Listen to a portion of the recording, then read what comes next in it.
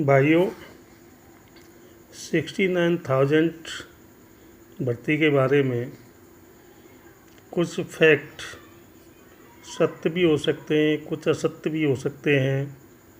जितने भी यूट्यूबर भाई हैं जो मेहनत कर रहे हैं वो अभी तक ये नहीं बता पाए हैं कि .4 के अंतर्गत लगभग 18,000 ओबीसी कैसे आ गए, जबकि अमूमन सारे लोग बताते रहे कि 2 पॉइंट का डिफरेंस होगा।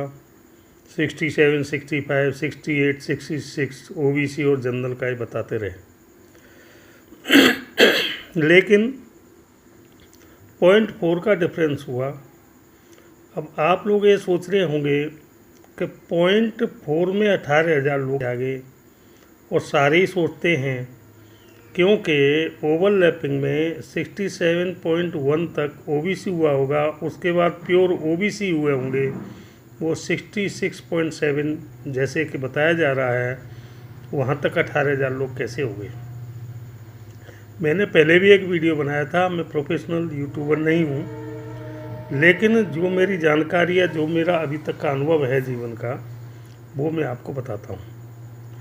पहले तो मैं स्टार्ट करता हूँ आपको 68,500 के एक कोर्ट केस से, जिसमें लोगों ने बोला था कि हमारे नंबर ज़्यादा थे लेकिन हमको होम डिस्ट्रिक्ट नहीं मिला, हमको दूर डाल दिया गया, और जिनके नंबर हमसे कम थे उनको होम डिस्ट्रिक्ट मिल गया। स्पेशली रिजर्वेशन वालों की कंप्लेंट थी, मैटर माननीय कोर्ट में गया था।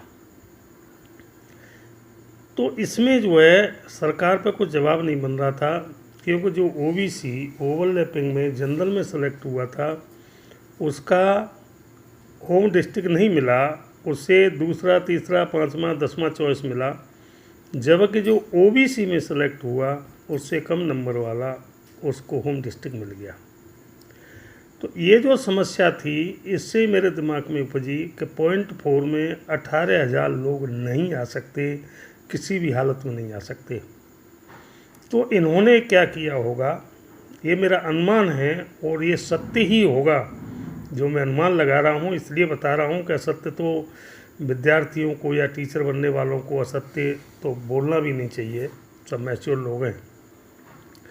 कि इसमें जो ओवरलैपिंग में ओबीसी जो ओवरलैपिंग में आए, जो जनरल में आए, शायद उनको अपने प्रेफरेंस का पहला ज़िला नहीं मिल रहा था, क्योंकि उसको जनरल के हिसाब से ज़िला मिलेगा। अब फिर वो कोर्ट केस करेगा क्योंकि उससे नीचे ओबीसी है, वो अपना प्रेफरेंस का ज़िला ले जाएंगे, फर्स्ट ले जाएंगे, तो उनको नहीं मिलेगा जनरल में। तो इसीलिए उनको ज़िला देने के चक्कर में उनको ओबीसी के खाते से ज़िला दे दिया गया। तो ओवरलैपिंग होते हुए भी वो सीट जो ओवरलैपिंग में जो सामान्य या अनरिजर्व में जानी थी, वो सीट ओबीसी को चली गई, चाहे उसके नंबर 75 थे, ज़्यादा थे, 70 प्लस थे, ज़्यादा थे। उनको डिस्ट्रिक्ट न मिलने की वजह से ये जो है ओबीसी से वो सीट दे दी गई। तो इस वजह से ओबीसी की सीट उस सामान्य वाले उसमें से, मतलब जो अनरिजर्व था जिसमें आ रहे थे ओवरलैपिंग करके, वो लोग भी ओबीसी की सीट ले गए हैं। ये मेरा अनुमान बिल्कुल सही होगा, आप देख लेना। कभी भी .4 पे 18,000 बच्चे इतने ज़्यादा आ जाते, पे 18,000 आने का मतलब है कि लगभग एक पॉइंट पे 50,000। अब एक पॉइंट पे 50,000 आने का मतलब है 75 से लेकर 66 तक कितने ज़्यादा आ जाते हैं। इससे आप लोग जो सोचें कि ये ओवरलैपिंग हुआ, लेकिन कुछ ही केसों में हो पाया क्योंकि उनके ओन डिस्ट्रिक्ट या प्रेफरेंस डिस्ट्रिक्ट की जो डिमांड थी उसने इसको रोक दिया। अदरवाइज जनरल 68 से ऊपर होता और ओबीसी 66 तक आ जाता। 2 पॉइंट का अमूमन अंतर होना था कम से कम, लेकिन ये अंतर इस वजह से नहीं पड़ा है। बार बार लोग सवाल पूछ रहे हैं कि .4 में 18,000 कैसे आ गए, 18,000 कैसे आ गए।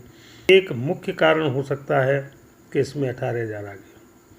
अब आगे की बात है, जिन बच्चों की थोड़ा मेरिट के आसपास है, 1 आध 2 पॉइंट कम है, वो बच्चे अभी हताश नहीं हो, निराश नहीं हो, क्योंकि 69, 67 1900 समथिंग जो लिए हैं, 875 समथिंग को लिए हैं, इनमें से भी काफ़ी बच्चे काउंसलिंग में जाएंगे नहीं, स्पेशली 68,500 वाले स्पेशली और डिपार्टमेंटों में गए।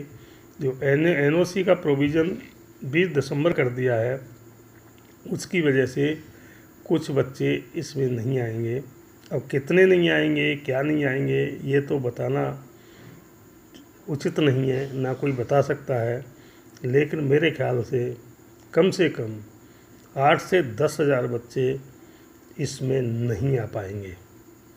8 से 10 हज़ार बच्चे नहीं आएंगे तो एक पॉइंट पर 4,000 बच्चे मानो, तो शायद आपका कट 2 नंबर भी जा सकता है, ऐसा मेरा अनुमान है। आगे क्या होगा, आगे देखते जाइए। वैकेंसी के ऊपर डिपेंड करता है कि कितने बच्चे नहीं आएंगे। जितने नहीं आएंगे तो उसी हिसाब से गड़बड़ सकता है। अगर 3,000 नहीं आए, हो सकता है कुछ 0.5 0.6 का ही डिफरेंस पड़े। लेकिन अभी दूसरी काउंसलिंग होगी, और मंत्री जी ने, जैसे मैं देख रहा था, बताया है जब तक सीट फुल नहीं होंगी, ये सीट पूरी भरी नहीं जाएंगी, जब तक काउंसलिंग चलती रहेगी। तो मेरे को दूसरी की क्या है, मुझे तो लगता है 1,500 बच्चों की तीसरी काउंसलिंग भी होगी। तो हताश न हो, निराश न हो, भगवान पर भरोसा रखें, इष्ट देव पर भरोसा रखें, अपने आप पर भरोसा रखें। जय हिंद, जय भारत।